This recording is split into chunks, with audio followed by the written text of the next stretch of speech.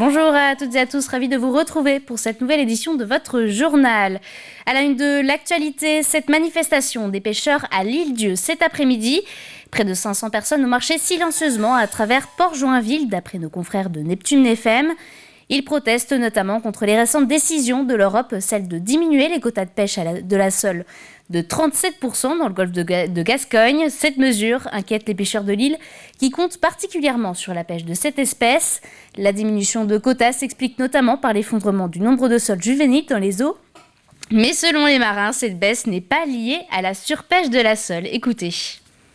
Ça dépend comment ils prennent cette baisse des juvéniles, parce que si c'est sur les débarquements criés, la différence de prix moyen entre la solette et la grosse sole, c'est 3 €.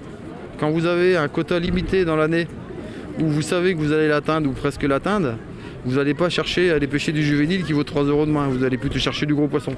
Donc si c'est les débarquements criés, il faut qu'ils revoient leur copie, parce que celle-là elle est fausse. Si c'est par rapport à des données qu'ils font en mer et qui font des prélèvements, on les a jamais vus venir pêcher à côté de nous, voir s'il y avait des juvéniles ou pas. Donc il faudrait peut-être qu'ils embarquent à bord des bateaux, ou alors qu'ils viennent voir un peu ce qui se passe. Mais nous, les juvéniles, ça ne nous intéresse pas de les pêcher. On a vécu l'arrêt du filet maillant dérivant en 2001, enfin en 2002. Ça concernait aux 3/4 que l'Île-Dieu.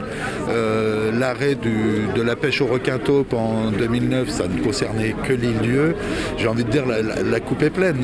Là, on ne peut pas nous supprimer la dernière espèce. Dans le reste de l'actualité, un violent incendie a eu lieu hier soir dans le port de commerce des Sables-d'Olonne. Le feu s'est déclaré dans la salle des machines d'un navire de pêche amarré sur le quai du port. Le chalutier contenait 40 tonnes de fioul à bord. Un incendie difficile à maîtriser donc, et qui a donné lieu à une explosion. Une bouteille d'oxygène dans le bateau a explosé quelque temps après la déclaration du feu. Au total, 124 sapeurs-pompiers ont été mobilisés, ainsi que des agents de la SNSM. Un sapeur-pompier a même été blessé légèrement pendant l'intervention.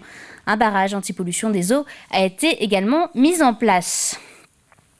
Au chapitre éducation maintenant, la rentrée scolaire approche à grands pas. Si les élèves profitent de leur dernier jour de fête, les enseignants, eux, préparent déjà la reprise. C'est le cas notamment de Cyril Châtelain. Il enseigne dans un lycée professionnel aux Sables-d'Olonne. Pour lui, vacances riment aussi avec travail. Grégoire de Châtillon est allé à sa rencontre chez lui à La Roche-sur-Yon. Cyril Châtelain est en train d'évaluer les travaux écrits de ses terminales Bac Pro.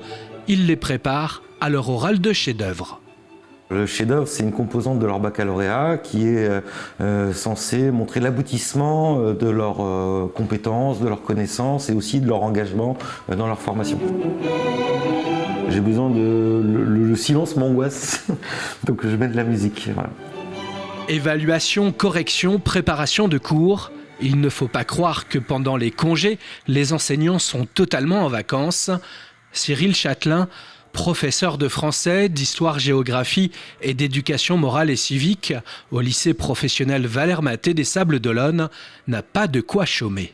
Il faut que je me partage entre ma vie professionnelle et ma vie personnelle. Et là, la rentrée, c'est la semaine prochaine. Avec les fêtes de Noël, je suis un peu en retard sur le travail. Ce qui fait que j'ai des cours à préparer. J'ai là, en l'occurrence, 4 paquets de copies à finir de corriger. Voilà, ça se prépare. Là, sur ce paquet-là, par exemple, j'y suis depuis ce matin. Et c'est pour une classe de terminale, quoi. Pendant ces périodes, il faut dire que pour lui, il est souvent difficile de couper totalement avec ses élèves. Je réfléchis beaucoup aux élèves. La seule période où j'arrive vraiment à couper, c'est les grandes vacances.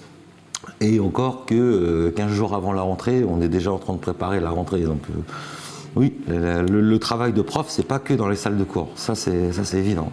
Travailler à la maison, c'est aussi une organisation pour cet enseignant. Je ne peux pas corriger toutes mes copies d'une seule traite parce que déjà c'est fatigant.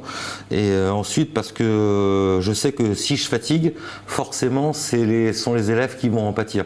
Pour la préparation de ce cours d'éducation morale et civique, Cyril Châtelain va alors exercer sa responsabilité pédagogique afin d'ouvrir plusieurs débats avec sa classe de terminale. Au menu, entre autres, l'étude de la bioéthique. Je vous propose de terminer ce journal en couleur avec le portrait de Nathalie Lesage. Cette artiste peintre est installée à Champagné-les-Marais depuis maintenant 2 ans. Pour elle, la peinture, c'est avant tout une histoire de famille. Aujourd'hui, Nathalie Lesage prend la relève. Acrylique, huile sur toile, aucune technique et aucun paysage ne lui échappe. Une rencontre signée Cyril Guillet.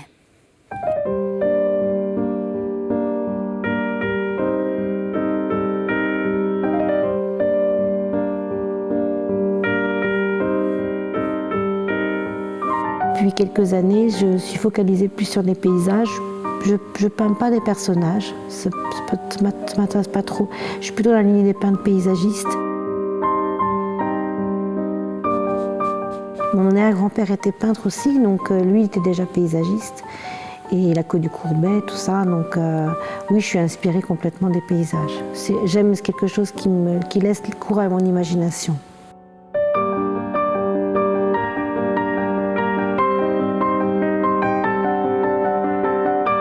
Et puis évidemment, je me balade pas mal dans le Marais Poitevin, dans la Venise verte, pas mal au bord de mer bien sûr, parce que là, il y a ce qu'il faut pour se régaler dans la région. Et puis voilà, puis les ciels aussi, beaucoup de ciel ici, c'est beau. Il y a des très beaux ciels dans la région, une belle lumière.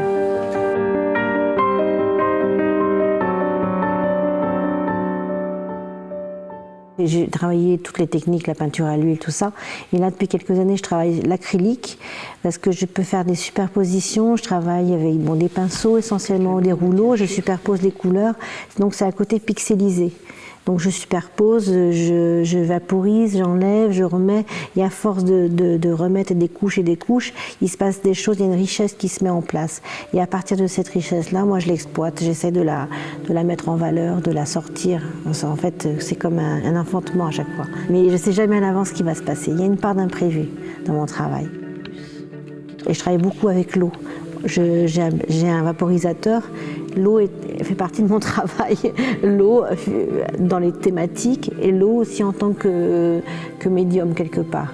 Alors après, je travaille les gels de texture, les effets de matière, les pigments. Enfin voilà, je fais une cuisine comme beaucoup d'artistes font des cuisines. Installée depuis 2 ans dans cette ancienne usine de confection, Nathalie Lesage souhaiterait à terme faire de ce lieu un véritable centre culturel où expositions et événements pourraient y être programmés. C'est la fin de cette édition. Merci à tous de l'avoir suivi. Je vous retrouve demain à 18h pour un nouveau journal. Bonne soirée à tous.